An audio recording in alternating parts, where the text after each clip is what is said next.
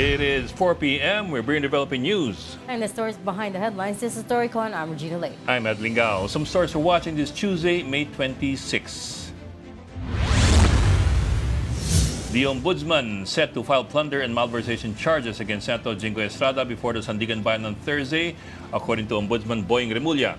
Remulla says the case stems from an alleged multi-million peso anomaly in a flood control project in Bulacan.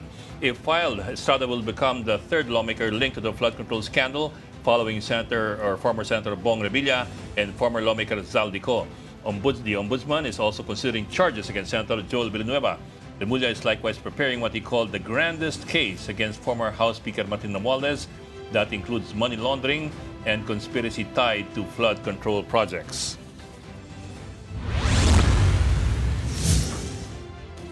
The Department of Justice has issued a formal request in writing to lawyer Jimmy Bondoc, asking him to disclose any information on the whereabouts of his client, Senator Bato de la Rosa. Justice Secretary Frederick Vida said Bondoc's public claims that he may know de la Rosa's location warrants cooperation with authorities. Vida added that lawyer-client privileges do not exempt counsel from legal duties as an officer of the court and as a Filipino citizen. Meantime, Senator Robin Padilla's public admissions are also being reviewed by prosecutors for possible liability in De La Rosa's Senate escape. The National Bureau of Investigation, for its part, has formally asked the PNP to immediately revoke De La Rosa's firearm licenses.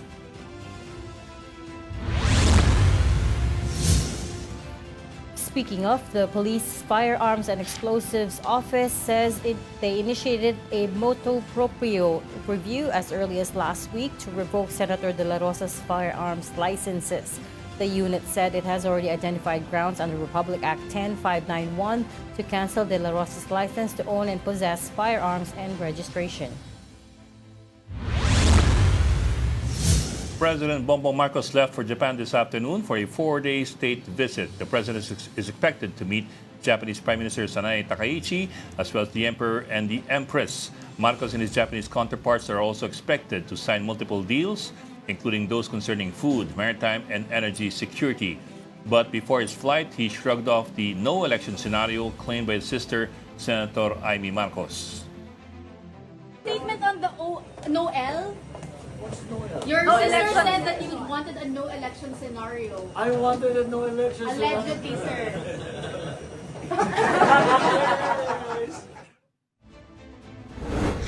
He goes so far as saying he didn't just shrug it off. A smirk.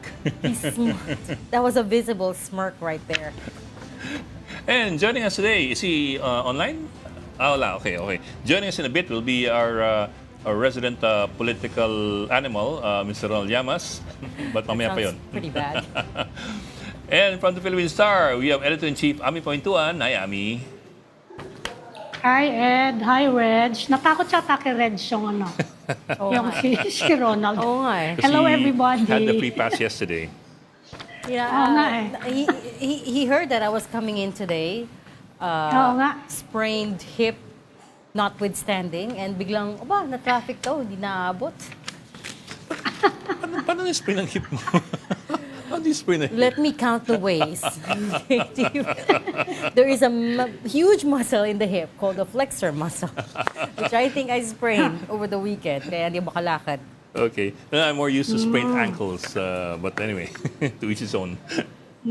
Okay, what's the big story today? Another day, another charges. Another Yeah. set of charges, Ang I should dami, say. no? Another set of charges. Ang dami. Hihintay natin. And for Well, sa Thursday pa Jinggoy, eh. it's deja vu. Yeah. Ay. Saka paano yun? Kailangan malaman natin kung makaka-participate siya. Kasi we're expecting plunder yan eh. Yes. We're expecting arrest warrants. Pag na-file lang sa Sandigan eh. Paano sila magpa-participate? Will they be allowed to participate dun sa impeachment? Di pwede, di ba? That's going to be sui generis.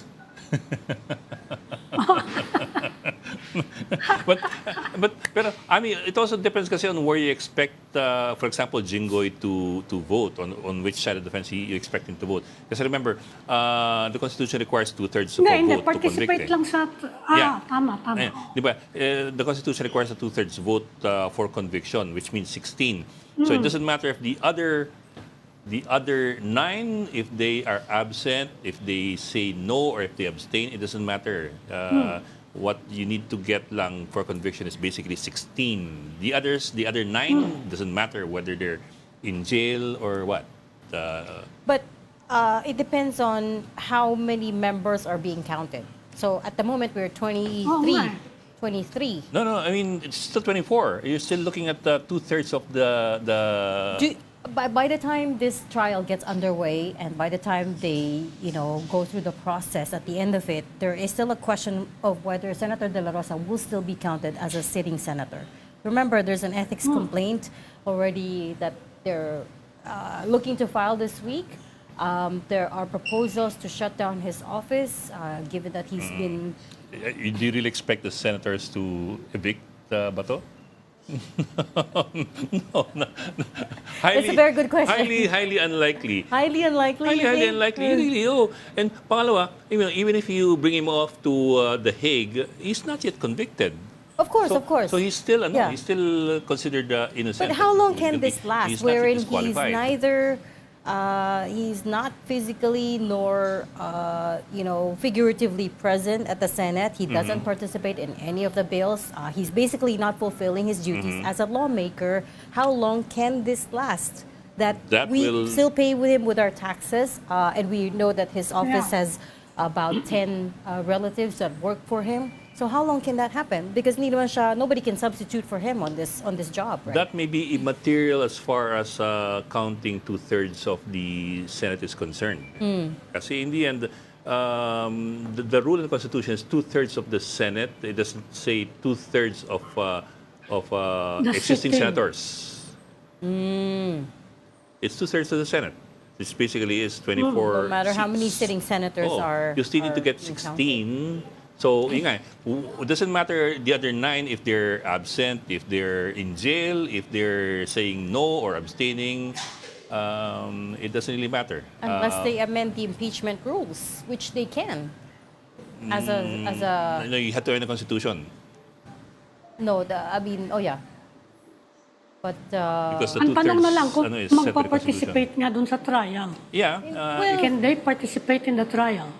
that's what they're trying to amend the rules to allow the other senators that are not physically there to do, which is controversial to say the least. Baka mamasyal na lang lahat sa mga senador na yan para... That's Di a ba, by different way of remote? putting it. Hindi ba kung papayagan kang by remote? And what will stop you from work from home na lang kami? Oh, Okay.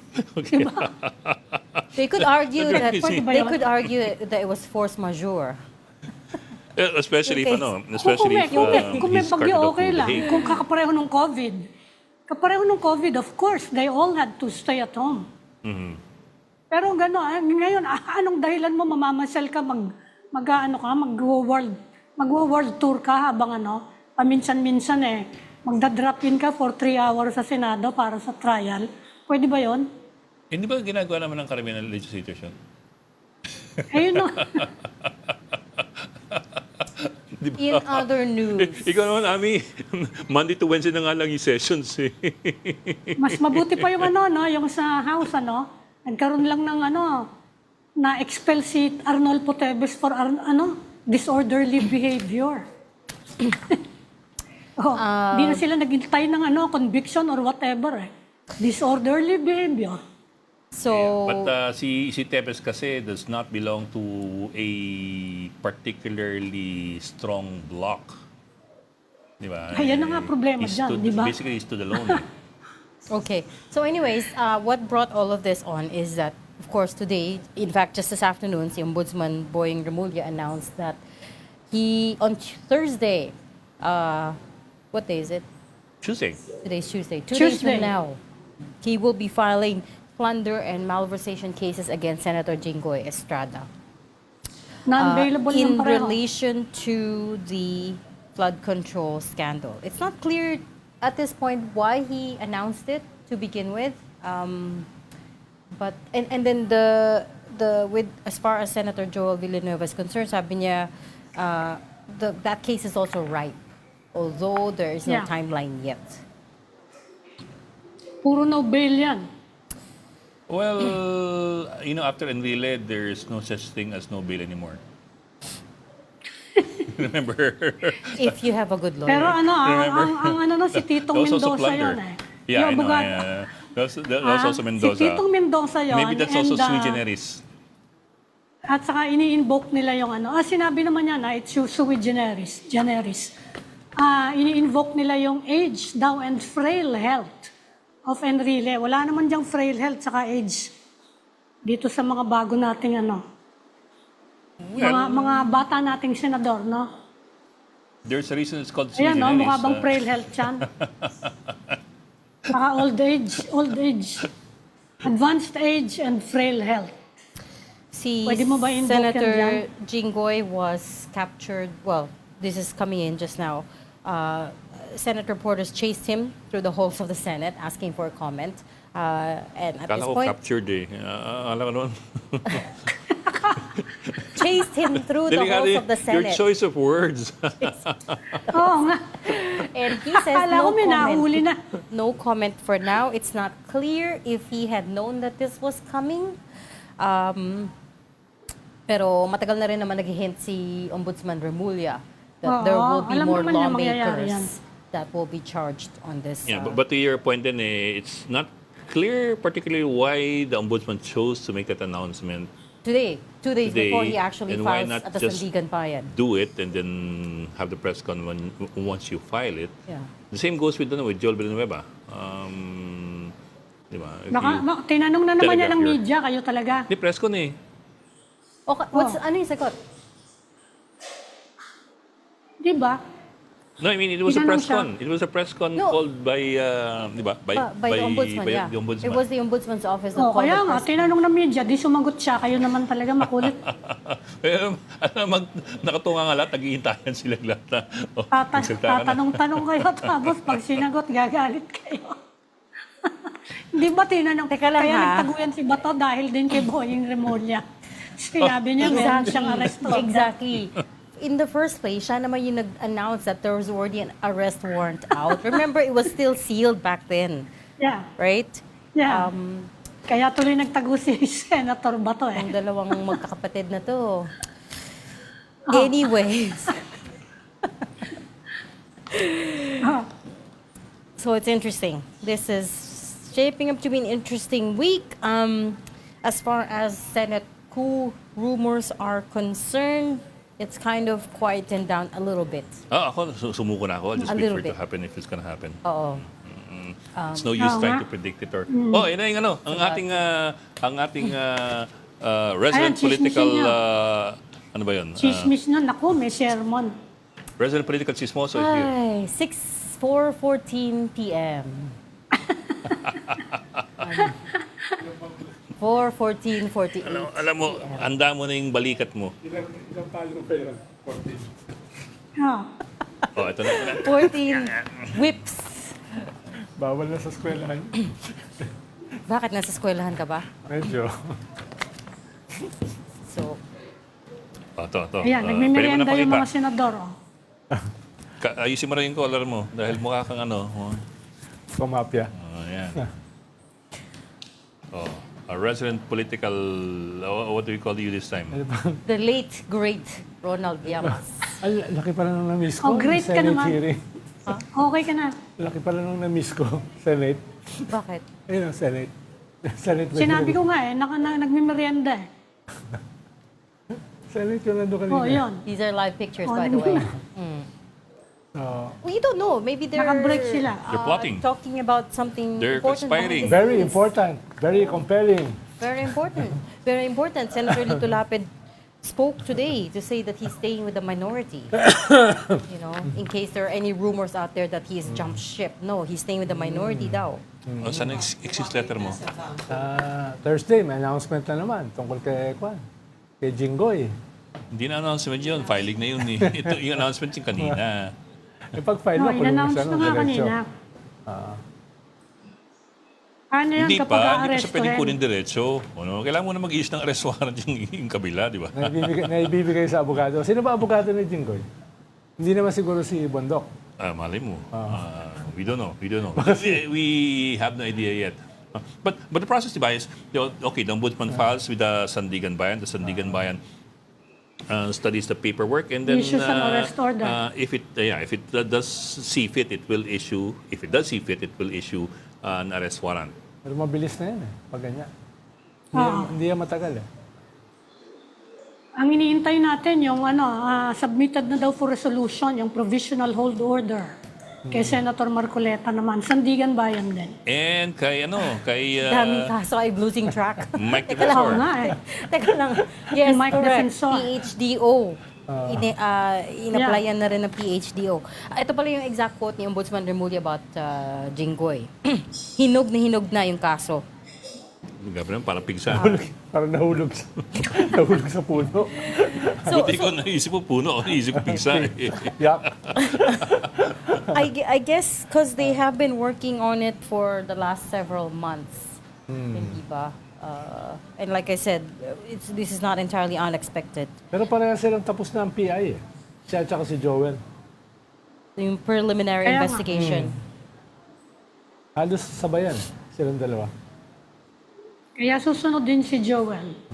This is this is a very unprecedented scenario wherein we are covering several kinds of potential arrest warrants for sitting senators, no? Hindi siya Nakakatawa, ng first timers. nakakatawa dyan. Pag nakulong siya, tayo na 11-11 sa Senado.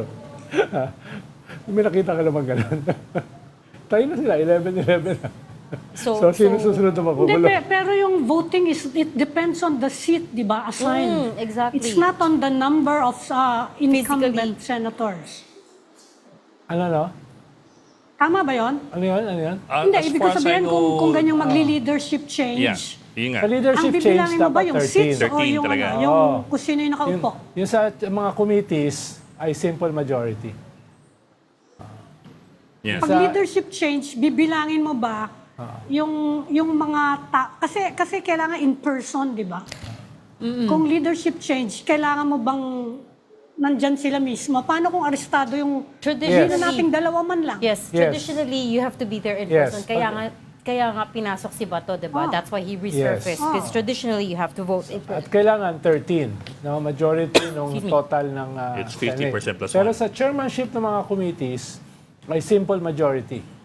Halimbawa, Simple majority. kung may 12 makulong plus pang one. isa, so 11-10. So yung mga in-appoint sa mga committees, mababago yon. And- So and- parang magiging paano lame kung duck yung leadership Senate change? President. Senate President siya, pero lame duck siya dahil hindi niya hawak yung majority. Oo nga, paano yun? Kung leadership change, wala yung tatlo mong miyembro. Tatlo si Bato, si Jinggoy, saka si Joel.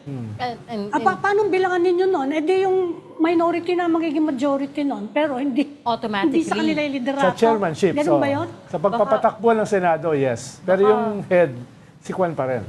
Si Alan. Alan how Quezon pa does rin. that work? No, the minority has to vote for the new majority. Yeah. Kung bumaliktad, the new They will majority vote. has to vote for their leader. Hindi, dapat 13. Oo nga. Yan nga. Hindi, kung wala namang saan 13 kukunin yung 13 kung kung wala parehong naman side, 13 walang yung majority, 13? yung minority ngayon, no? Then it becomes a standoff, so somebody has to Lame duck. crossover. Dahil magpapatakbo ng Senado is the new majority.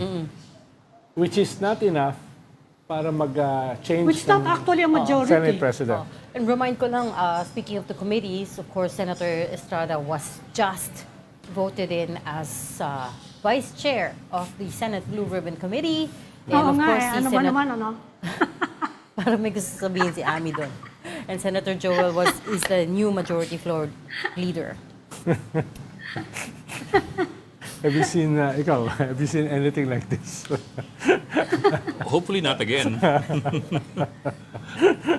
I've seen shades of it in 2013. We saw plunder cases against But nothing quite against as, Jinggoy Pero and yung- a pork barrel case against Joel. Pero as yung well. epekto sa Senate leadership. Yeah, I know.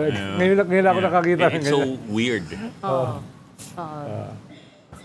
Parang ano, no? Parang joke only, no? Kailangan lagay nila doon pag ina-announce yung ganon. No joke, no joke. No joke. Kailangan sinasabi yun. So I guess he's not safe Okay yung- pala in okay the yung end. sense of humor ni Ami ngayon. Okay, ganun talaga si Ami. Deadpan. Pero hindi deadpan pala, yun. hindi naman pala safe si Senator Jinggoy, as he said. Sabi ni Marcoleta, kaso pati si Marcoleta hindi safe eh. Oo. Kaya nga. Pero Kaya nga, sabi naman eh, paano yung Ronald kung both sides, wala nung 13? Paano Pero- yan? Pero sabi naman ni, di ba sabi ni Mike Defensor, kahit sino pa, kahit the best lawyer pa sa bansa, walang chance sila. Sino walang chance? Walang chance yung gobyerno. Hindi, yung Na-impress case ko eh. naman yun ni Marcoleta, ikaw naman. Yung case yun ni Marcoleta, tinatanong ko lang sa leadership change. Paano ka magli-leadership change kung both sides walang 13? Paano yun? If you stay yung leader, Malay mo maglipatan yung iba dun sa sa majority That's what I'm 90 saying. majority. Something has to give. So, may at least kailangan dalawa. lumipat. At least dalawa. Oo. Dalawa Sino na ba yung- lumipat Ayaw na nga daw tanggapin dati. yung- Sino yung eh. partially acceptable pa sa minority from the majority? Well, definitely, we know at this Ayaw point mong it's not. tanggapin ng SB11 eh. Problema ng partially. What about, for example, the Villars? Which were already from the part of minority. the. The majority. The majority minority. Anyway, Pwede ka na? you know. Like, Pwede ka na? he has From to the take Tito that. Sen, Natawagan ka daw eh. That Okay, is, bye. takpan mo yung microphone mo. Then si Director Matibag. Kailangan talaga. You know that microphone mo. everybody can hear you, right? Kung confidential phone call yan. Mamaya kung sabi mo, sweetie, teka. Yung pala si Director Hindi Matibag. hindi kasi siya makontak eh. Filed under Director Hindi kasi Matibag. siya makontak kaya tumawag. Yan. Oh, yan na. Yan, di ba? Sige, yan na si sweetie. And don't forget, we keep talking about Senators Jinggoy and Joel. Meron din kaso Si Cheese. with for former Speaker Martin Romualdez. Oo nga. The mother The of grandest. all, the grandest of all The cases. great. Saka Secretary Yes. Bonoan. Secretary Bonoan. Possibly the first cabinet secretary na makukulong. To be- Makasuhan. No? Prosecuted. All right, and with that, let's bring in our first guest this Tuesday afternoon. The guy that Ronald was just calling just now, NBI Director Melvin Matibag. Good afternoon, Director Matibag. Thanks for picking up. Good Hi, sir. afternoon po sa inyong lahat at sa lahat po ng inyong televiewers at listeners. Magandang hapon po. Magandang hapon po. Hi, Ano hapon, Director, the man of the hour. Opo. Baka the man of the hours. Daming oras na. Baka may magalit na naman sa atin yan, Sen Edu. Oo, madaming nga nagagalit sa inyo, sir. You are weaponizing the law against the enemies of the administration daw. Well, hindi naman po ganun. We are using the law properly to promote law and order. It should be viewed that way, ano po. Dahil wala naman po tayong ginagawang illegal or against any law, ano po. Game. You wanted to talk first about the Sige. guns. Sige. Sir, I'll zoom in first dun sa request niyo sa PNP to cancel the 118 firearms registered under Bato de la Rosa.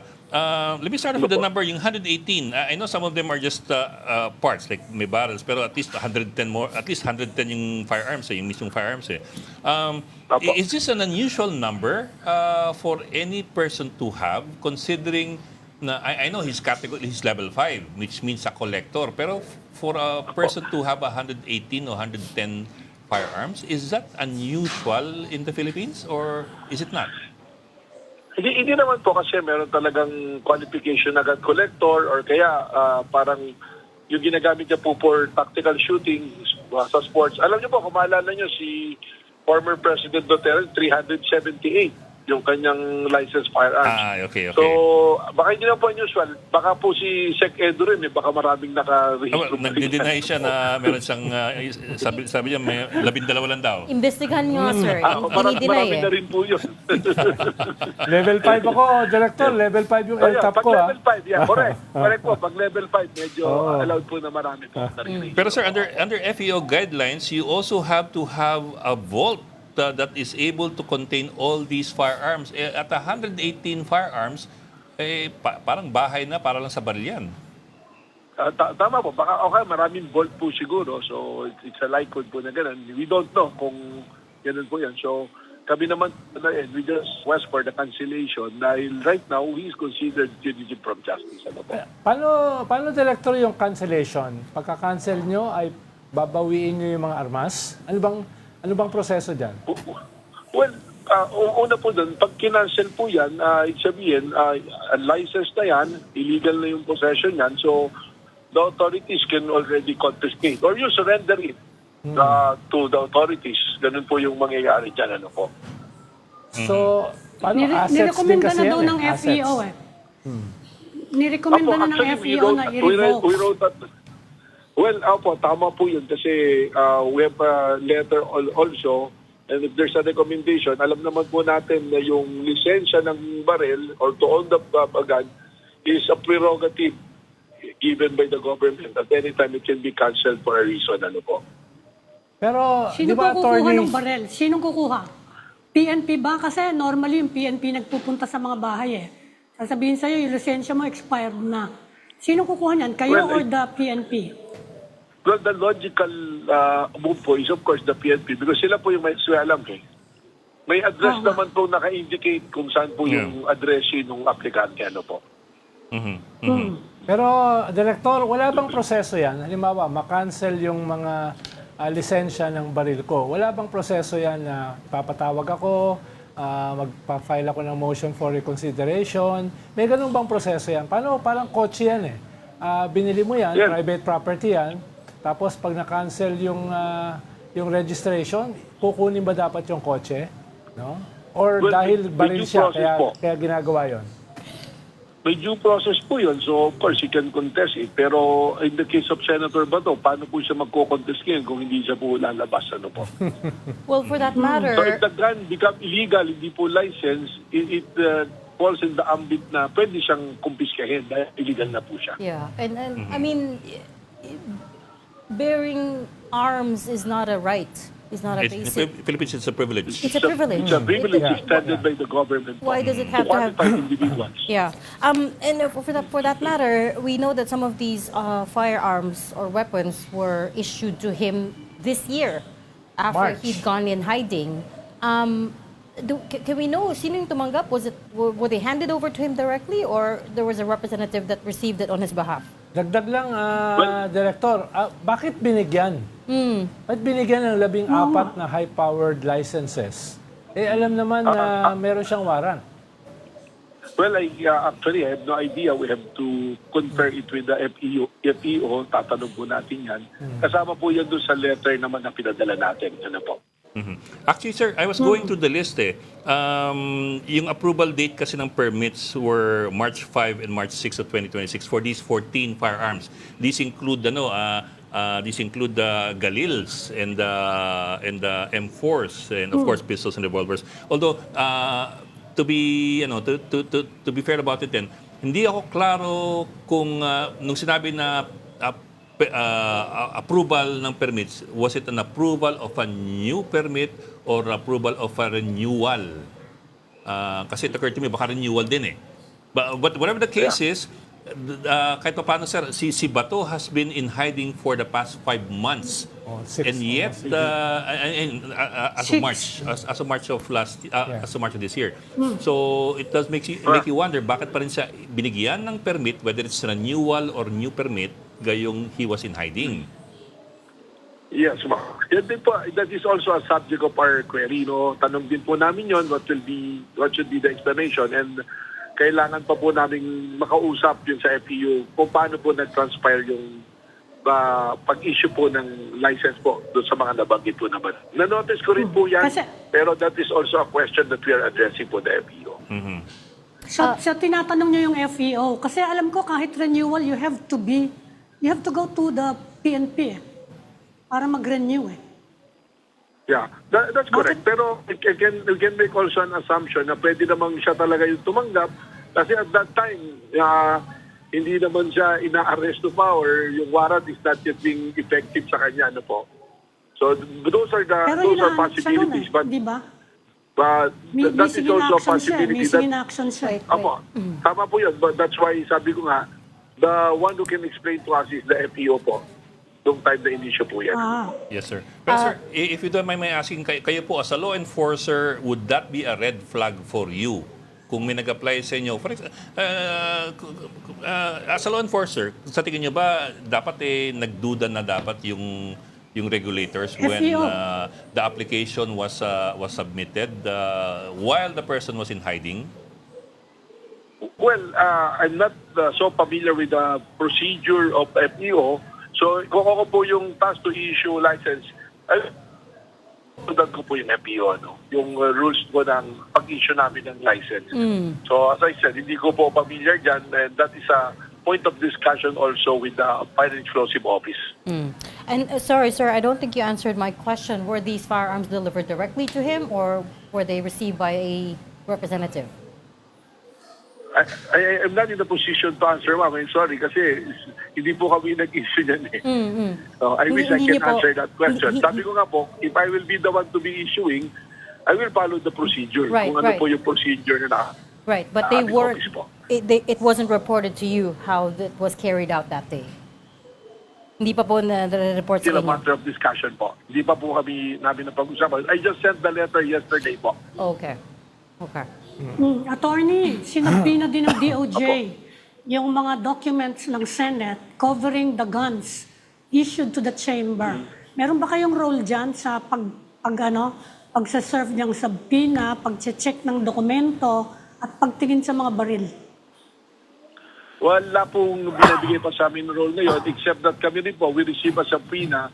Pina-report po yung aming mga agent na involved po nung May 11 sa po May 13. Sino po nagsubpoena? DOJ din? DOJ po, there is a panel created by the Department of Justice to investigate po. So we submitted po what is needed from the NBI. Okay. So Pero go ahead, Ami. ano to yung documents na hinihingi ng DOJ for all the guns issued to the Senate, hindi lang, I don't think it's just related to that incident eh. That's right. Kasi they're trying siguro po to establish kung ano yung mga baril na nandoon sa USAA, saka kung ano po yung registered na baril. Kasi meron naman yung each gun na registered po sa FEO, meron po namang mga marking siya na magdi-determine kung alin po yung baril na nagmamatch at sino po yung naghawak ng baril. Okay. Coming back to the incident, the shooting incident at the Senate, I know you guys have issued letters to explain what happened. Pero yung role po ni Senator Robin Padilla, I know you said over the weekend sa isang forum that he should explain his role in Bato de la Rosa's escape from the Senate premises. Could you expound on that, Director? What were you thinking? Tama po yan kasi po siya yung huling-huling kasama na na-identify at inamin naman yan na nakisakay sa kanya si Senator Bato, binanda niya sa Makati. So if there's one person na makakapagbigay linaw sa pagkawala ni Senator Bato, it should be Senator Robin Padilla at yung mga personalities po na makikita natin kasama dun sa CCTV footages po. In relation dyan, Director, ano lang status? Anong alam nyo tungkol dun sa obstruction of justice cases? No? Ano nang status niyan at this point? Well, from my understanding po, sir, is ang DOJ po, yung panel nila, covered na rin po dun sa authority nila to investigate po. So right now, they're investigating. In fact, this afternoon, tinawag na po yung mga NBI agents in the investigation. And I'm sure ipapatawag din po yung mga personalities na na-involved sa pagkawala po ni Senator Bato de la Rosa. After he was dropped off in Makati, did any NBI agents try to follow that lead? Sa ngayon po, yun po yung aming mga sinusundan na lead to locate Senator Bato de la Rosa. Meron ba May kayong statement dito indication? that you are closing Direct- in on him. Yeah, closing in, but what does that mean? Oo. So, I'm sorry, medyo magulo po, nag-feedback kasi. Meron kayong ganong statement today na the NBI is closing in on Senator Bato. Hindi po closing in yung term na ginamit ko. We have identified areas na possibilities na nandoon po siya. could you tell us where these areas are? Okay. Baka tumakas. Of course, I cannot tell. Kung meron ba po kasi, it will compromise our operational Bakit si Ombudsman Remulla, he announces he's gonna serve? Kayo naman, no? Edi kung... Kayo yung may obstruction of justice eh. Case. Ako, I'm just Tulong ko trying na to lang po get... kay Ronald Llamas, kay Secretary Ronald Llamas. Pero hindi mo na-presyo kasi merong di ba? Ang dami-daming... Si Sec Ronald eh. Di ba binabasa sa Director, baka Makati, ang mag-citizen's dami-daming arrest na kami din. CCTV? Meron naman po, may mga leads naman po. May nakatulong naman po yung mga CCTV. But we just don't want to go through the details because we don't want to compromise yung aming po mga operations po. But your confidence is still in the country. At least that one is, Well, that is our belief. So far, kung titingnan natin yung record ng immigration, of course, you will say na sa immigration may It's mga never nakakalusot. Pero, That's not a reliable Pero- indicator, sir. well, I know that. Pero we're hoping na nandito po and we have a strong belief na nandito pa naman po siya sa Pilipinas. Has there been any update on the Interpol Red Notice request? Do you know? It's within the PCTC and DOJ. Po. Right now, what we have is the warrant of arrest of ICC po. So wala pang sagot dun sa Red Notice. Okay. But sir, earlier you were also quoted as saying that more personalities are expected to have warrants issued against them by the ICC. Of course, you didn't go into the names, pero among those who were named in February by the ICC as co-perpetrators were, of course, Bato, Bongo, Aguirre, Secretary Aguirre, Albayalde, and so on down the line. Do we have any meron information on this, sir? Do we have any new information on this? Yes, there's an information that yung warrant of arrest, additional personalities will be issued the warrant of arrest. Kung kailan po, walang specific na sinabi, but yes, of course, any of the conspirators will be issued the warrant po. How many? Anytime soon. How many do you know that could be issued? I'd rather not say po, Mama. Pero we have already been informed, pero siguro po, hintayin na lang po natin. Sir, when you say anytime May soon, liability ba yung abogado? May liability ba abogado kung itatago yung nagtatago na kliyente? Tama po, meron po. Pwede po maging liable kasi alam niyo po, kami po as lawyers, may responsibility po kami din sa batas na yung pong mga fugitive for justice, we cannot participate sa pagtatago po nila. Na we cannot give our consent na or konsintihin po namin na magtago, magkakaroon po kami ng pananagutan sa batas. At the very least, yung Code of Professional Responsibility and Accountability namin, we will be liable po. kaya ideally, abogado does not even ask kung nasaan ang kliyente niya eh. Don't tell me where you are. I'd rather not have to lie. Exactly. Ganun, di ba? Ano yung liability? Criminal liability ba yon? Sa criminal liability, it will fall under the obstruction of justice din po yan. Tapos doon po naman sa Code of Professional Responsibility and Accountability, as a lawyer, may responsibility rin po yan. Possible Kasi disbarment. hinihingi ni Justice Secretary Vida kay Jimmy Bondoc na tumulong naman daw sa gobyerno dahil mukhang alam daw niya kung nasan si Senator Bato. Well, I agree with the letter of Secretary Vida kasi pwede naman po talagang makatulong si Attorney Bondoc. Let me be the one to show you kung nasan si Ano po, si Senator Bato, di malaking tulong po yan. Ano Eh po. wala siyang sasahurin. Director, wala siyang sasahurin kung gagawin niya 'yon. Pero yung sahod po para sa responsibility natin sa taong bayan, mukhang mas malalim po na pananagutan yun at responsibilidad. Pero sir, wouldn't Attorney Bondoc be more helpful to your case if he stays on the case? I'm Ano being- po, sorry po, medyo hindi po malinaw yung line na Dahil You gotta repeat it. Nag-echo po eh. Yeah, yes, sir. No, sir, forget I was asking. Let me shift my gear, sir. Sir, kasi when you spoke about more personalities possibly being issued more warrants, you also spoke about the NBI following protocols for these future warrants. Ano po yung protocol na inyong iniisip, especially after what happened with Bato? Ano hong susundin yung proseso sa pag-i-issue ng pag-i-implement ng mga warrant na itong lalabas? Well, we are now guided by the decision of the Supreme Court sa non-issuance of TRO and the status quo anti-order. So, dyan po yung magiging guidance namin. Na siguro po, it's best that it should be somehow codified or written by the Department of Justice para mas malinaw po sa amin na law enforcement. What do you mean, sir? You will ask for a written order from DOJ to implement an ICC warrant, for example, ganon?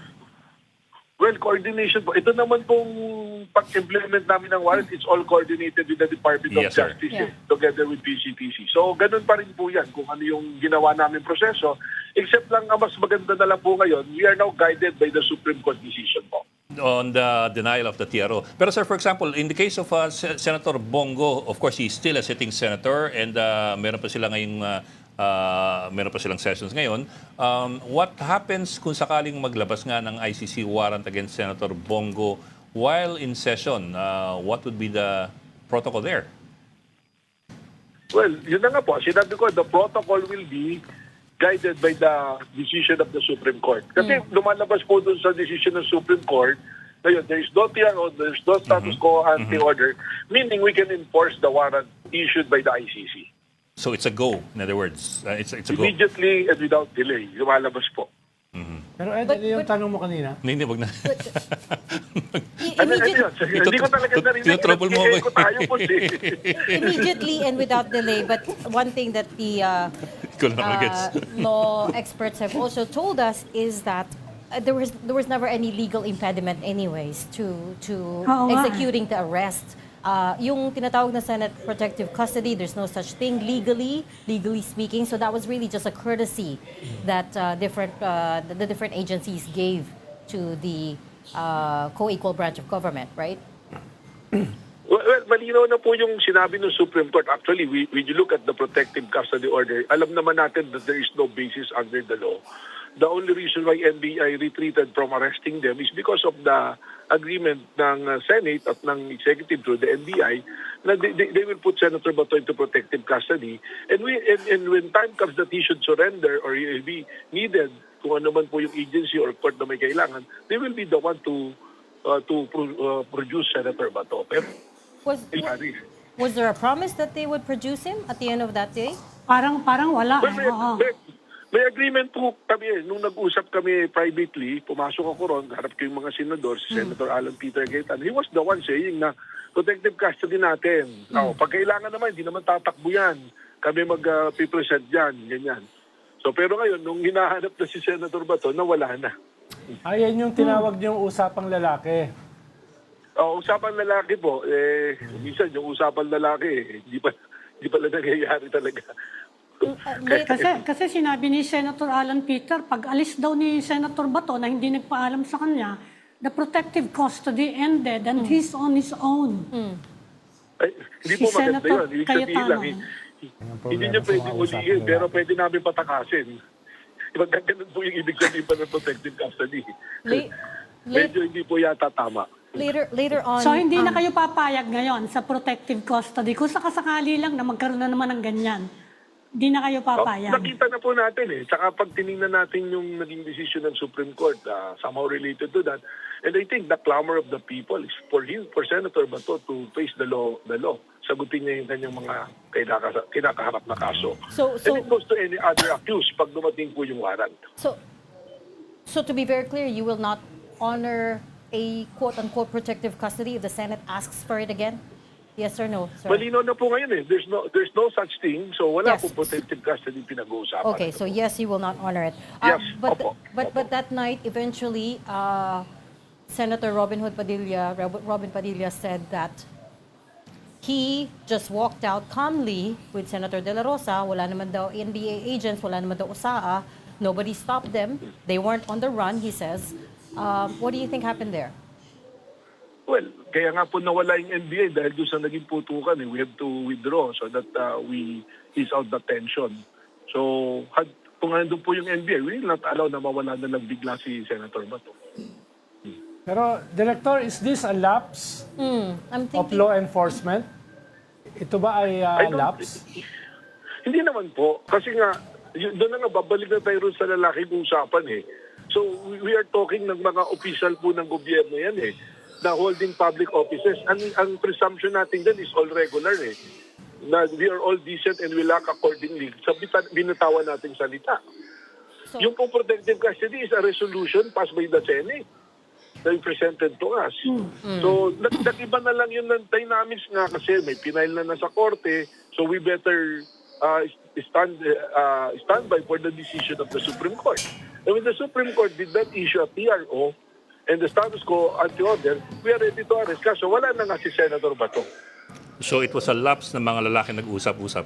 Nag-usapang lalaki. Siguro doon po nagkamali. Si Ed po yan. We presume na lalaking usapan, yung pala hindi pala. fair to say, nangyari. fair to say, Attorney, naisahan kayo, sabi ni sir. Senator Lacson, dapat daw hindi kayo gumamit sana ng babae dahil ang laki-laki daw ng katawan ng hinuhuli. Bakit daw yung Well, babae ang pinahuli? I agree with that. I respect the position of Senator Lacson. But hindi lang naman po babae yung nandun. May mga kasama rin po lalaki. We have about 20 plus na officers ng NBI doon. It so happened, yung first contact, si Senator Bato. So nung pumunta na doon sa second court, nandun na yung ibang mga arresting. Yun na papasok yung protective custody. Siguro, ang ano rin naman natin dyan, thinking natin, Senator Bato is a law enforcement officer. At alam din, ginagamit din po na yan para kung official naman yung aarestuhin, para mas malamig yung ulo, walang pagtatalo, papadala mo, sometimes babae, ganyan, ano po. Pero mali pala dahil si Senator Bato, ang intention from the start, tumakbo. Kaya nga po tinanong nga po ni Senator Alan Peter Cayetano, ba't nyo hinabol? Sabi ko, tumakbo kaya hinabol. Kasi po yung nangyari dyan. Oh, it's just confusing because, I mean, prior to that day, you have Secretary John Vic saying, we're going to mobilize 25,000 police force. We're ready. Tapos, you had your opportunity there at the Senate that day. Pero yun nga, nakatakas pa rin. At nakawala. Nakawala. Well, nung nag-set in po yata yung doon sa police doon, yung time na yun, yun na yung nagpasa na ng protective custody Tapos may Supreme Court na po.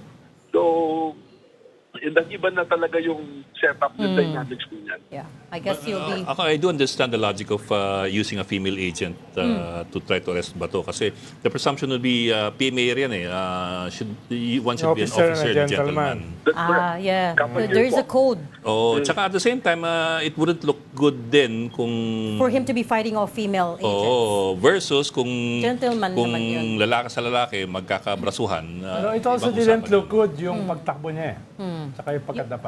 Last question, Director Matibag. You stand by Apo. you stand by your word saying that he is an armed and dangerous fugitive. But kita po natin, meron siyang 180 na firearms. So ano pa po ba itatawag? Tapos nung una siyang aarestuhin, nag-tackle siya, tumakbo siya. So medyo delikado po. Saka yun naman po, standard protocol po ng law enforcement. Lahat po ng aming aarestuhin, we consider po na dangerous po. Yung armed and dangerous. Okay. Panghuli na lang, Director. Ano, guest namin si Mike Defensor nung isang araw. Ang sabi ni Mike Defensor, kahit sino pang pinakamagaling na abogado ang kunin nyo, walang tsansa yung kaso nyo laban sa kanila.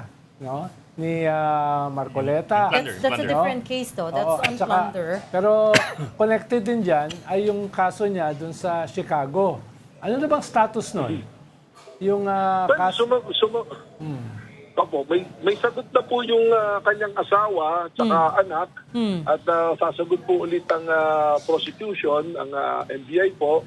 Pero yung sa kanya po, yung personal niya, baka po next week matapos na yung pag-build up ng kaso dahil lumalabas po sa aming initial findings. Alam po lahat ni Mike Defensor yung nangyayari, human trafficking doon po sa lugar niya. So, just to be clear, you're thinking by next week, tapos yung case build up to charge him with human trafficking as well? That's sure po that he will be charged of human trafficking also. So yung ikakaso nyo sa kanya ay bailable o non-bailable? Non-bailable po kasi qualified human trafficking eh. Dalawa po nag-qualify dyan, done by more than 3 persons, tapos po ending on prostitution. So those are both qualified human trafficking. No bail po yan once na masampa po sa korte. And How about yung pamilya niya? Non-bailable din yon? Kasama po, sila nga po yung unang nakasuhan dahil Correct. malinaw po dun sa dokumento, nandun yung asawa at anak. and yung sinasabi ni Congressman Defensor, sir, na matagal na siya nag-divest from all of those companies that are running the KTV bar, is that true or not? Well, ang dokumento po na SEC 2025, 2026 yung permit sa dito po sa Pasig, sila pa po nakalagay. Eh. So sa batas po, kahit sino pong abogado tanongin din niya, pagaling o hindi magaling, ang best evidence rule po ay yung dokumento. Yeah. Unless peke po yung dokumento. Okay. Okay. Okay, we'll leave that Okay. there and we'll continue Okay. monitoring this, of course. Thanks so much for Salamat, talking sir. to us for a long time. Salamat with po. that. NBI Director, Attorney Thank Melvin you. Matibag. Salamat. Salamat, Director. You're watching Okay. Story on One News. We just need to take a very quick break. We'll be right back. Please stay with us. This is the Story Conference Group or the Storycon Group.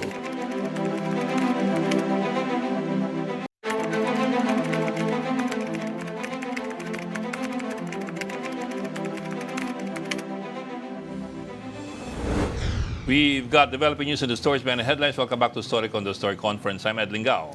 And I'm Regina Lay. Still with us, Henry Pamintun of the Philippine Star and Ronald Llamas, our resident Political animal. Sabihin. animal. Pero yung mystery Boss. kasi, yung, Dot. yung mystery kasi dyan, parang yung mystery ng Kwan, Abominable Snowman. Oh, Ano ba yung tanong ni Ed kanina? wala na. Ano ba? Na binawi niya. Balikan yun. Tawa ko ng tawa. Nagtanong tapos binawi. Dapat dyan, touch move. Hindi naman yan narinig. It went over everybody said naman eh. Okay. Anyway, go. As reported earlier, the Ombudsman is set to file a new plunder case against Senator Jinggoy Estrada at the Sandigan Bayan this Thursday. More on that from mobile journalist Arles de los Santos. Arles, what do you have? Okay na.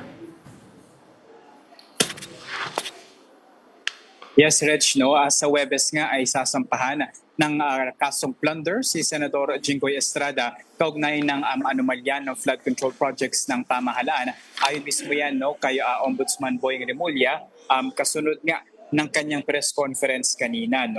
Lumalabas kasi sa rekomendasyon ng Department of Justice na pwedeng kasuhan si Estrada kasama ang iba pang opisyal ng Department of Public Works and Highways o DPWH kaugnay ng mga anomalyang flood control projects ng pamahalaan. Noong nakaraang linggo pa, actually, Reg, inanunsyo niya Assistant Ombudsman Mico Clavano na base sa findings ng DOJ ay mayroong mga opisyal ng pamahalaan na inabuso ang kanilang mga tungkulin upang manipulahin ang project specification ng mga proyekto, aprobahan ang mga budget at dayain ang proseso ng public bidding kung saan si Estrada ang primary respondent ng reklamo. Pero matatandaan natin, Reg, noong September 2025 pa lamang ay umingay na yung pangalan ni Estrada kaugnay nitong flood control scandal dahil yung safe ka na remarks na una nga safe siya, sunod hindi, tapos hindi pala safe ulit dahil binunyag nga ni dating DPWH Assistant District Engineer Bryce Hernandez na nakatanggap umano sa Senator Estrada ng 30% kickback mula sa DPWH project sa Bulacan First District Engineering Office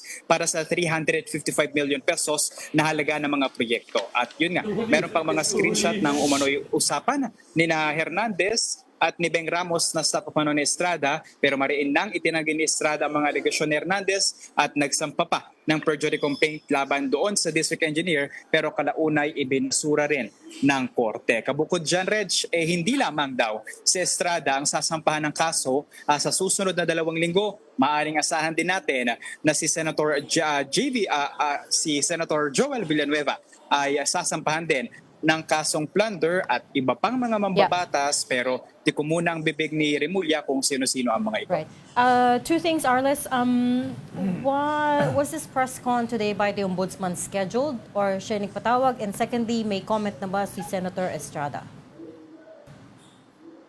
Yung press ko na ito, Reg, si Ombudsman Boying Remulla yung nagpatawag, at least for the part naman ni Senator Jinggoy Estrada, ang sabi niya, tayo na daw, no, o yung publiko na yung bahalang manghula, no. Pero sa kabila niyan, haharapin niya raw yung mga kaso na isasampa sa kanya, at kagaya ng mga nauna kasi mga pahayag, dinay niya man yung mga allegation na ito sa kanya. Arles, yung grandest case of conspiracy na hinahanda daw against the former speaker, si Martin Romualdez, kailan naman kaya yun natin pwedeng asahan? Within the next 2 weeks din ba yun? Hindi natin makukumpirma kung yung grandest case na yan, no, ay makikita nga natin na isasampa sa paparating na mga linggo.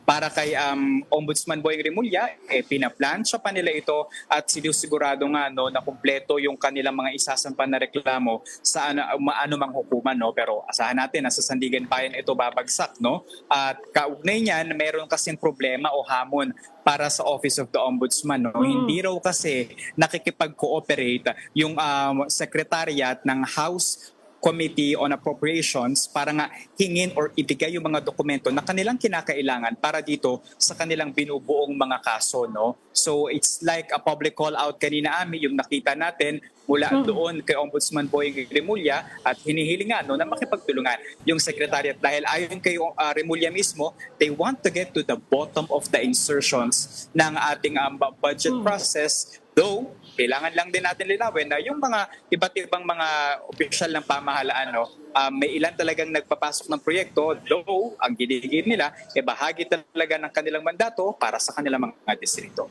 So, Arles, yung Bakit hindi na promisa lang ni... na-subpoena yung Merong power of subpoena yung ombudsman eh. Bakit hindi na lang niya i-summon yan kung sino man yung sa secretariat na yan? Hindi naman immune from investigation ang House. Any member of the House Tama can be ka dyan, summoned. Correct. Aabangan natin kung ipasasabina yan ni Remulla. Wala tayong konfirmasyon kung magsasend din sila ng ganyang order. Pero parang last time, if you remember, nasabina na rin ang House Secretary naman, no? Para din sa mga SALE naman ng mga mambabatas, no? But I think it's a different matter. Kailangan din nila yung naging mga record ng mga insertion and sino-sino yung mga nagpasok, at kabukod dyan, yung naging mga laman nga, no, ng kanilang mga committee hearings. So, Arles, by all indications, yung kanyang promisa last December na maraming makukulong before Christmas at then later last March at later ngayong May ay madideliver na by all indications. Well, by all indication, that's where that statements of Ombudsman Boying Remulla leads us. And actually, nung nagsimula yung tag-init, no, for context lang, paulit-ulit natin itinatanong at ipina-follow up itong mga case build-up o yung mga kaso na kanilang binubuo. At ayon kay Remulla, tila mas mag-iinit pa raw sa tag-init, at tila ito na nga yung binupunto ni Remulla, yung mga kaso na hinog na umano at isasampa na nga sa mga kinaukulang korte. We'll see. We'll see. Time will tell. Wala bang indication Time will tungkol tell. dun Only time will tell. sa ibang kaso sa Kongreso naman at saka sa Cabinet, katulad ni Secretary Bonoan, wala ba siyang pahiwatig tungkol doon? Dahil ito, mga Senado to di ba? Tapos yung sa mga contractors, So isa far, pa lang si Diskaya pa lang. So wala bang dagdag na information tungkol naman sa ibang mga matagal nang nakasalang na dapat kasuhan? Congress, Executive, no, DPWH, etc. Wala bang dagdag doon?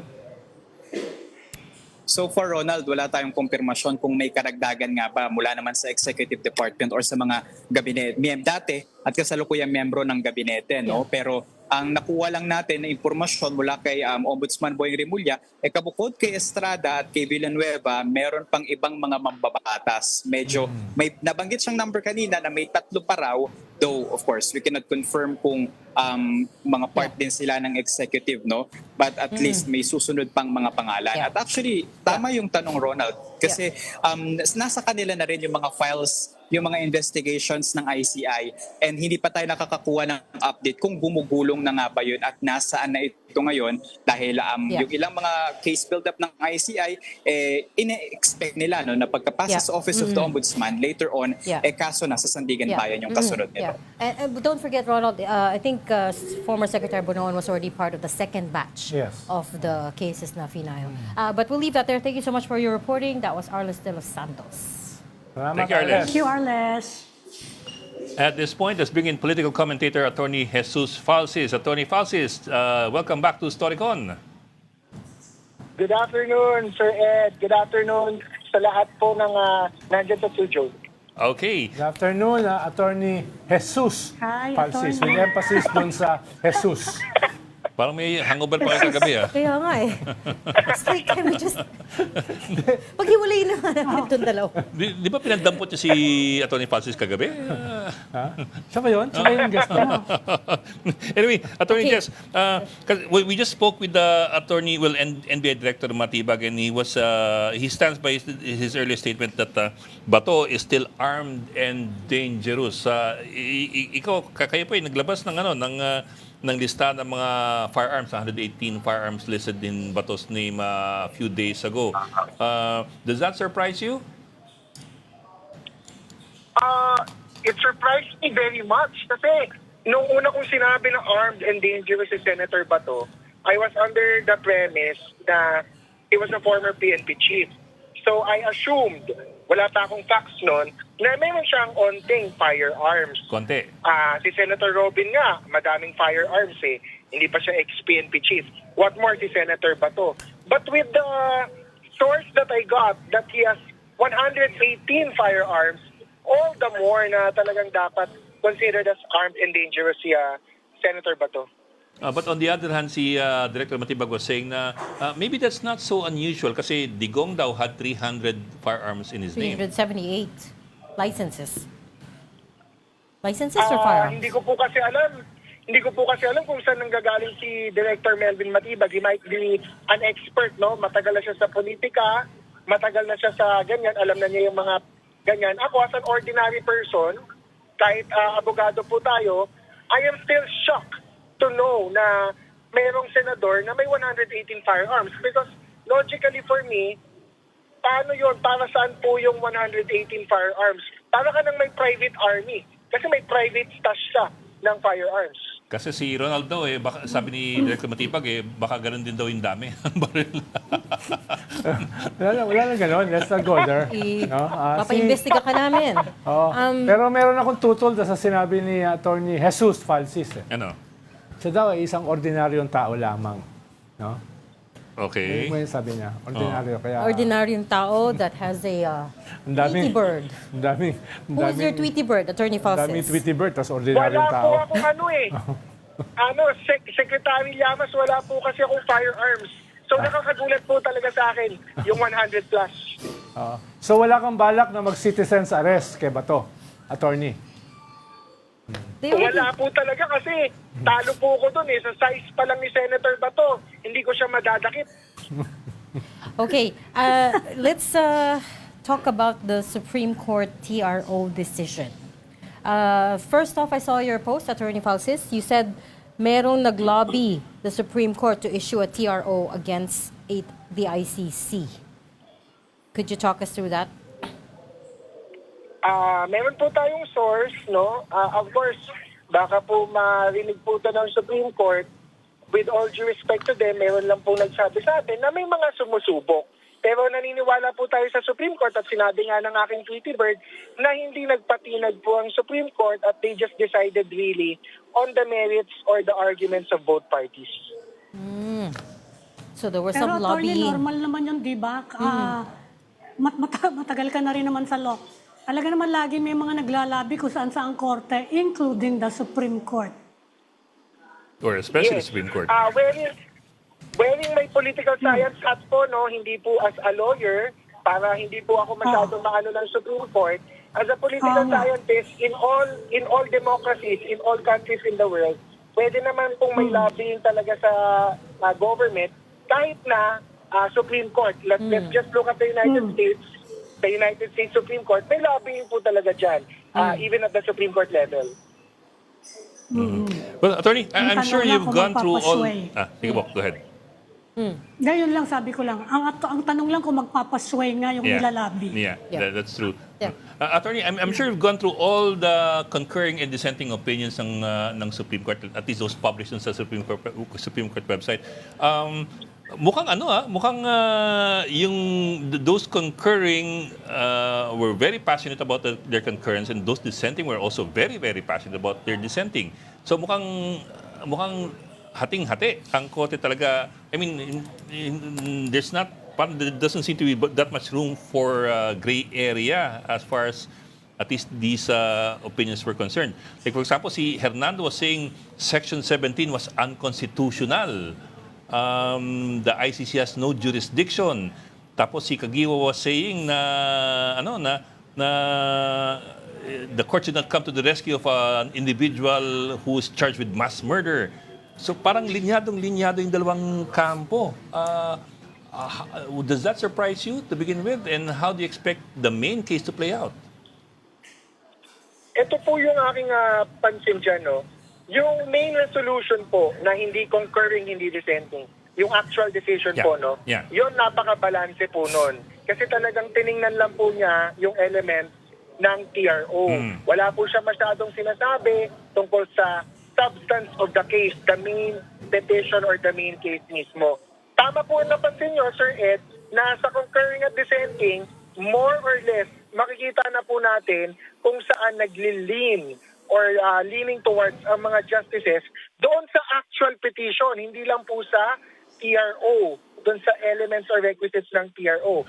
But I would like to note na si Justice Inting, who is dissenting, siya yung pinaka parang neutral. More or less, nandun lang siya sa elements ng TRO or sa moot and academic doctrine. Unlike yung ibang dissenting na ako sa tingin ko po, kapag sa actual petition na, they will grant the petition for bato, the four other justices na dissenting. Si Justice Inting, medyo hindi ko pa siya ma-predict based on his current dissenting opinion. On the other hand, dun sa concurring opinion naman, ang pinaka baka mahirap basahin dyan, magugulat kayo, would be Justice Leonen. Yung ibang mga nag-concur, more or less nakikita ko, they will deny the main petition ni Senator Bato, no? They will side with the ICC, that ICC has jurisdiction, that the warrant is enforceable. Yung kay Justice Leonen na concurring, although leaning towards The denying denial. Bato's petition, may room pa din sa pagkasulat ni Justice Leonen that in the end, he might grant the petition. But that is very hard to speculate kasi medyo qualified we siya. are just reading between the lines doon sa kanilang mga concurring and dissenting opinions. Pero may ganun din kasing history si Marvic Leonen. Kung maalala mo, attorney, siya yung naglabas ng opinion justifying yung pag-alis ni Digong sa ICC without the concurrence of the Senate. Alala mo nun, ang debate kasi, dahil Senate ay nag-approve ng treaty, dapat Senate din yung mag-abrogate ng treaty. At very controversial yan noong panahon na yon. Ang nag-defend dun sa pag-alis without consulting the Senate ay si Marvic Leonen. Kaya medyo very tentative yung kanyang position regarding sa ICC. Yes. Nung oral arguments ng kaso na yan, Cayetano versus Pangilinan 2021, mahirap din ma-predict noon kung saan maglilin si Justice Leonen ng oral arguments. So, nung final decision, doon na lang nakita na, yun pala yung decision niya. Yeah. You mentioned Justice Inting. Ito Attorney. sabi niyo, the full implementation of the ICC warrant of arrest would render the present action moot. That's Henry Inting. Anyway, sorry, Ami, you were saying. Opo. Attorney, may option din naman yung Supreme Court na wag na lang aksyonan yan, maghintay na lang na maaresto lahat. And Tama po. afterwards, sasabihin, Actually, moot na eh. Kasi ibig ko sabihin, Ako po- naalala ko lang yung ginawa nila Oo. kay Erap eh. Opo. Ako, Di ba? hindi ko po yan ina-advocate at hindi ko po sinasabing yan ang mangyayari. Pero tama po kayo na nangyari na po yan, lalo na kay President Duterte. Yes. Actually, reklamo yan ng mga DDS Moot lawyers na siya. na napakatagal na po from last year nung inaresto si President Duterte at wala pa daw desisyon. So wala daw guidance for Senator Bato or for Senator Bongo, yung ibang co-perpetrators, na napakatagal daw mag-desisyon ng Supreme Court. So even yung kay Senator Bato, yung main petition niya, I can see that happening na hahayaan lang ng Supreme Court na gumulong ang oras tsaka ang history. Unfortunately. Hanggang maging moot. One of the things that Senator De La Rosa's camp failed to establish was that he had a right in esse. Could you explain to us, the lay people, attorney, ano ibig sabihin ng they failed to establish that he has a right in esse for judicial protections? Yes. So, yung mga concurring opinions po tsaka main decisions, I agree with that. Sa tingin ko po, tama yun. Nasabi ko na yan sa ibang interview. May 4 po kasing elements or requisites ang PRO. The first is clear and unmistakable right. Second is a material and substantial invasion of the right. The third is that the invasion of the right would lead to irreparable injury. And the fourth one is that there is no other ordinary or speedy remedy that Senator Bato can claim or that Senator Bato can use. Yung sa first element na sinasabi nyo, Ma'am Regina, clear and unmistakable right usually refers to something textual. Dapat, nasa konstitusyon, nasa batas, merong klaro, hindi na siya in dispute, na karapatan. Ang sinasabi ng mga abogado ni Senator Bato, he has the right to due process, not to be deprived of liberty without due process, and he also has a right against unreasonable searches and seizure. No warrant shall issue except upon order of a court or upon order of a judge after examining probable cause. So nasa konstitusyon po yan. In fairness sa mga abogado ni Senator Bato, yun po yung kanilang claim. Ngayon, bakit hindi po naging klaro yung right na yun kahit na sinasabi nila nasa konstitusyon? Kasi meron pong mga nagpapalabo. Ang nagpapalabo naman yung karapatan ni Senator Bato ay yung ibang parte ng konstitusyon that talks about accountability, that talks about human dignity, that talks about international law. So tayo nga po ay naging miyembro ng ICC, although nag-withdraw tayo later, meron pong constitutional principle, international law is part of the law of the land. The right to human dignity shall be respected. Nasa Bill of Rights at Declaration of Principles po yan. So, dahil may dispute, ang sinabi ng main decision, hindi pala klaro. Hindi klaro na may right si Senator Bato not to be arrested by the ICC. Kasi may dispute eh. So until we decide the case, until there's a final decision by the Supreme Court, the right is not clear. So bagsak po sa first element ang petition ni Senator Bato. On another note, attorney, ano lang, pwede ba kayo magsalita rito or sub judice? Ano lang status nung kasong final nyo kay Senator Chis Escudero? Yung kay Senator Chis po, final po namin yan November 14, 2025. Natabunan yata kami nun kasi may ibang malaking balitang nangyari noong November 14. So kami po, akala po namin natutulog na lang yung kaso. Nagulat kami na a few days ago or last week na sinabi po ni COMELEC Chair George Garcia na gumugulong po yung kaso. Wala pa po kaming nakukuhang notices or updates from the COMELEC or a comment or answer from Senator Chis. So, para pong media, nag-rely lang din kami sa public pronouncement, wala pa po kaming personal update na talagang gumugulong yung kaso.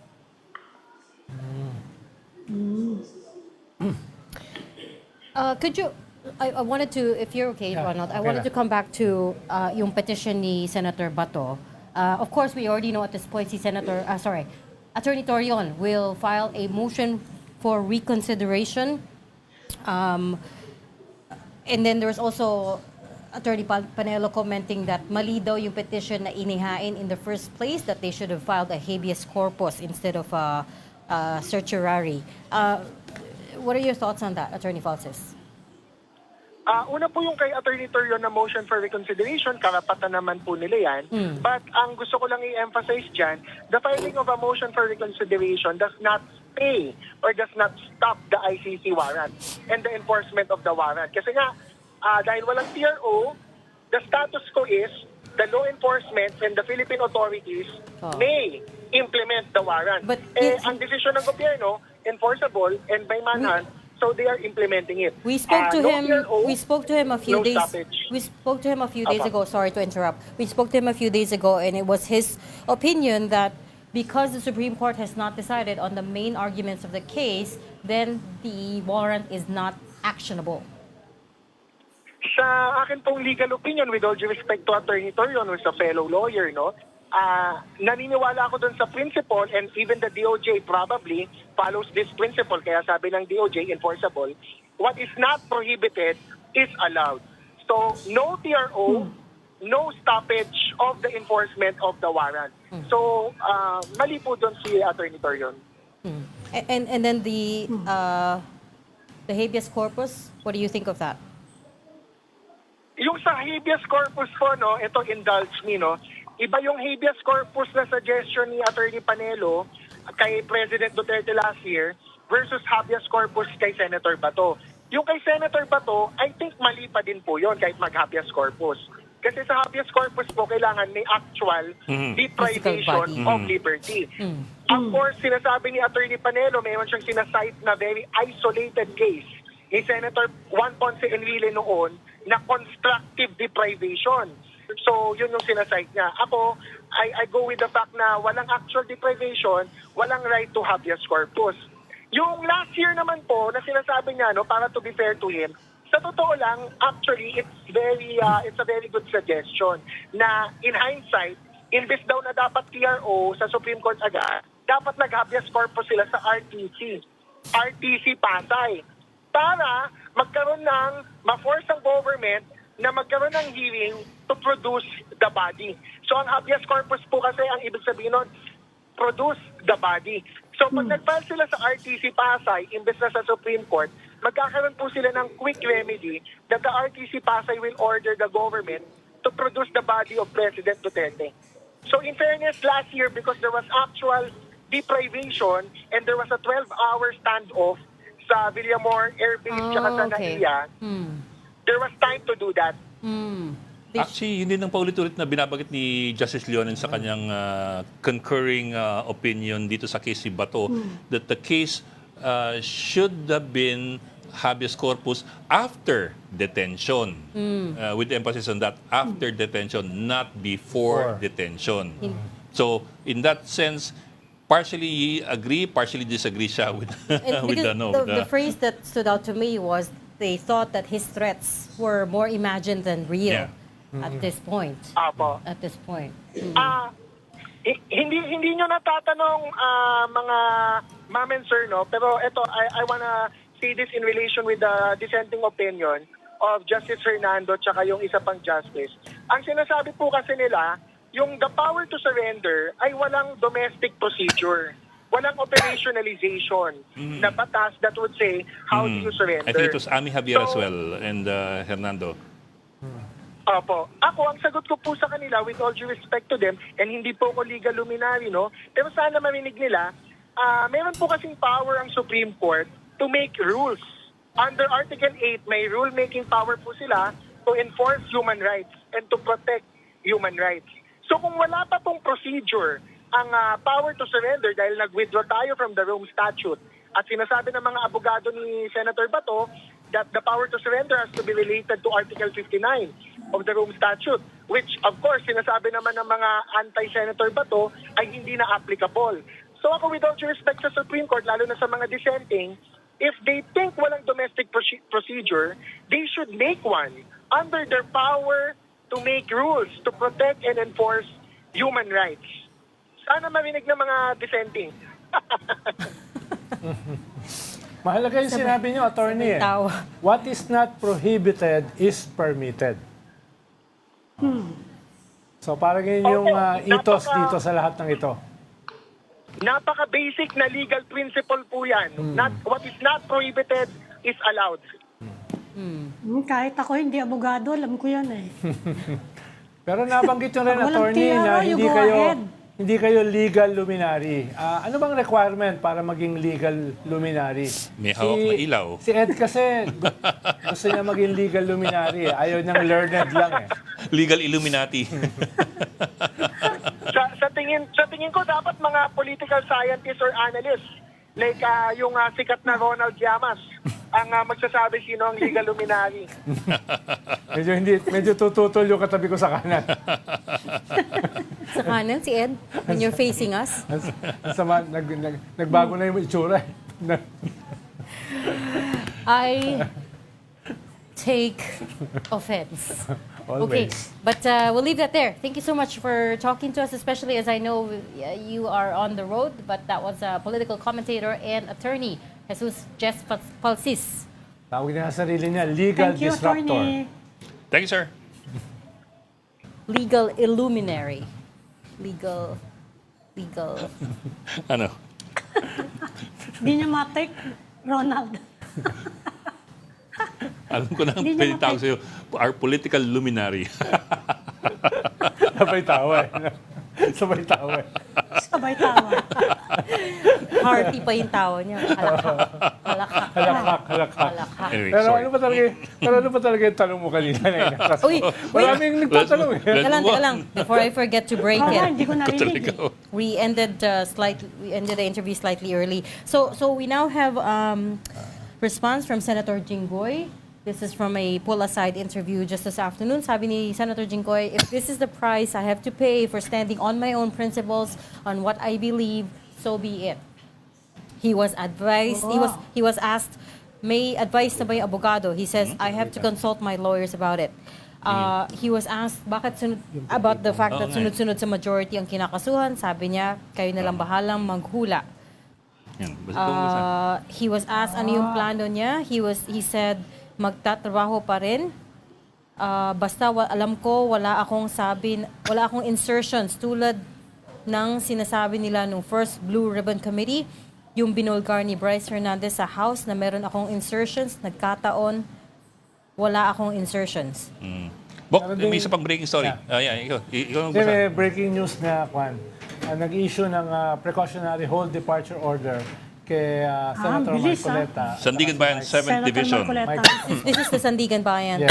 Excuse me, 7th Yeah. Division. So na-approve gumagalaw na. Approved the Ombudsman's application for precautionary hold departure order against Marcoleta, Defensor, and businessmen Joseph Espiritu and Aristotel Viray.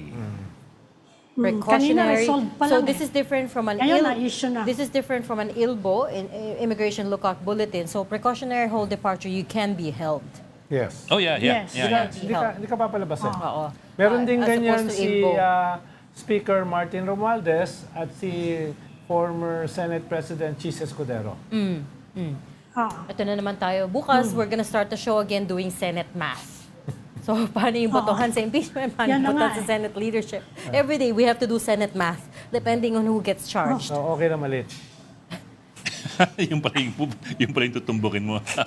Ay, may reklamo. What does the face say? Parang napaka-substantial nung pag-uusapan ng simula. Ay, mag-goodbye na nga tayo. Mas galit na galit pag na-late ka ng konti. Wala pa reaction si Senator Marcoleta. Gagalit yun. Well, apart from he spoke yesterday, but apart from that, wala pa about the PHDO. Yeah, we should try to get Marcoleta. We've actually been We trying have to get been Sabi Marcoleta. niya, they cannot win. Sinabi We have niya been trying to kahapon. get Senator For the longest Marcoleta alongside Jinggoy and Senator Joel as well.